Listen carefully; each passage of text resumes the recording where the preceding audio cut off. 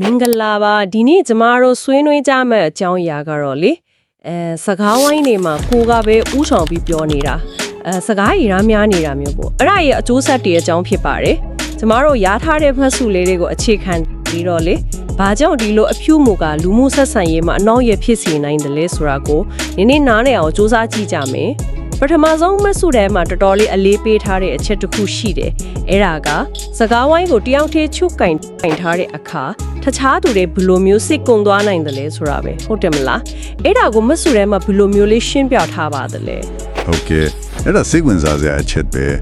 မဆုဒီမှာဆိုတော့လေလူတွေရဲ့အာယုံစိုက်နိုင်စွမ်းကအတိုက်တာတစ်ခုပဲရှိတယ်ဆိုတာကိုညွှန်းထားပုံရတယ်ဟုတ်ပါတယ်အထူးသဖြင့်အပြန်လန်ပြောဆိုခွင့်ကိုယ်အတွေးမြင်ပြောခွင့်မရရင်ပို့ဆိုးတာပေါ့စကားဝိုင်းဆိုတာအပေးယူရှိရမှာလေနော်ဟုတ်တယ်အာယုံစူးစိုက်မှုကြာစင်းတာအပြင်မဆုထဲမှာနောက်တစ်ခုထောက်ပြထားတာတတိထားမိတယ်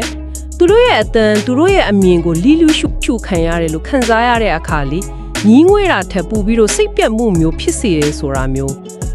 ဒါကဆက်ဆံရေးကိုထိခိုက်စေနိုင်တယ်ဆိုတဲ့သဘောမျိုးတက်ရောက်နေတယ်နော်တေချာတာပေါ့အဲ့ဒီအချက်ကလေဆက်ဆံရေးရဲ့အခြေခံဖြစ်တဲ့အ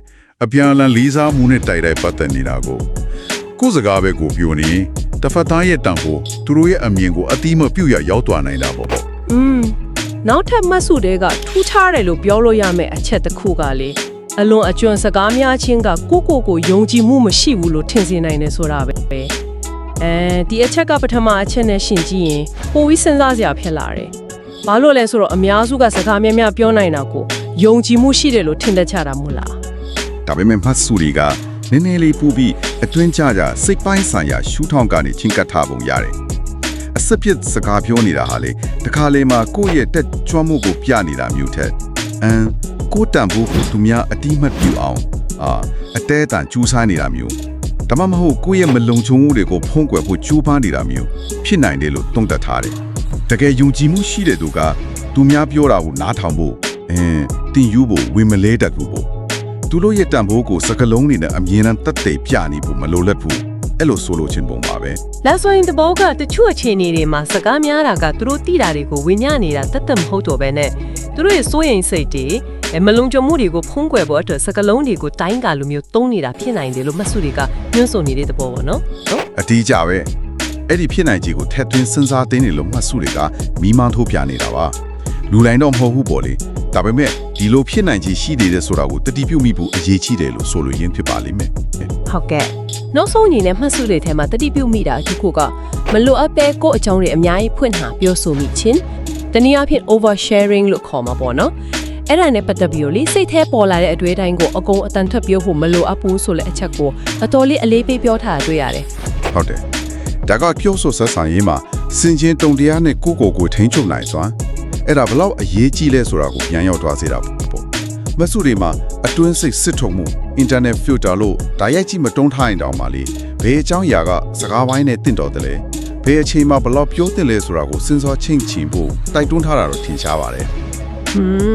်ဟုတ်ပါတယ်အတွေ့အတိုင်းကိုအကုန်ထုတ်ပြောတာတဲ့စဉ်းစားပြီးရွေးချယ်ပြောတဲ့စကားလုံးတွေကပိုတန်ဖို့ရှိတယ်ပြီးတော့နားထောင်သူအတွက်လည်းပိုပြီးအကျိုးဖြစ်ထွန်းစေတယ်ဆိုတဲ့သဘောတရားပါပဲမှန်ပါတယ်ပြောစဉ်ပြောထိုက်တာကိုရွေးချယ်ခြင်းကကိုယ့်အတွေးတွေကိုကိုယ်တိုင်တန်ဖိုးထားရလဲရောက်ကြလို့မဆိုးတယ်မဖော်ပြထားတာတတိပြုမိတယ်ကဲဒီအချက်တွေအားလုံးကိုခြုံငုံကြည့်လိုက်ရင်လေဒီမတ်စုတွေနဲ့ကျမတို့ဘာကိုဒေးကကောင်းလုံးယူတင်တယ်လဲ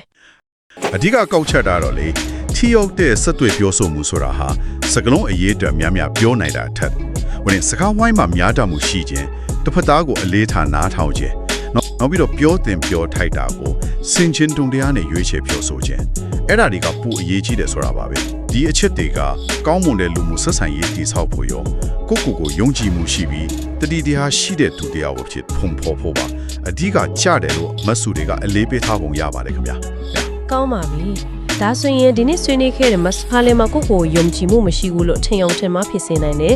ပြီးတော့မလွတ်အပ်တဲ့အကြောင်းအရာတွေကိုအတိုင်းအဆမရှိခွင့်ဟာပြောဆိုမိတာမျိုးဖြစ်တတ်တယ်အဲ့ဒါတွေပါပဲနော်ဟုတ်ပါတယ်အဲ့ဒါတွေပါပဲဒီအကြောင်းအရာနဲ့ပတ်သက်ပြီးတော့လေနောက်ဆုံးအနေနဲ့စဉ်းစားစရာလေးတစ်ခုလောက်ချန်သာခဲ့ခြင်းပါတယ်အဲ့ဒါကတော့ကိုယ်တိုင်ရဲ့စကားပြောဆိုမှုအလေးထားတွေကတခြားသူတွေရဲ့ပေါ်ဘလို့သက်ရောက်မှုရှိနေနိုင်မလဲဆိုတာကိုတစ်ချက်လောက်ပြန်ပြီးစမ်းစစ်ကြည့်ဖို့အချိန်တန်ပြီလားဒါမှမဟုတ် တခြားသူတွေပြောတာကိုစိတ်ဝင်စားနားထောင်ခြင်းရဲ့တန်ဖိုးအဲ့ဒီသင်မိတဲ့ဆော့ဖာကားကိုပို့ပြီးတော့အတိမတ်ပြီးဆိုလိုအပ်နေပြီလားဆိုတာကိုကိုယ်တိုင်မေကုန်းထုံးကြည့်ဖို့အကြံပြုချင်ပါတယ်ခင်ဗျာ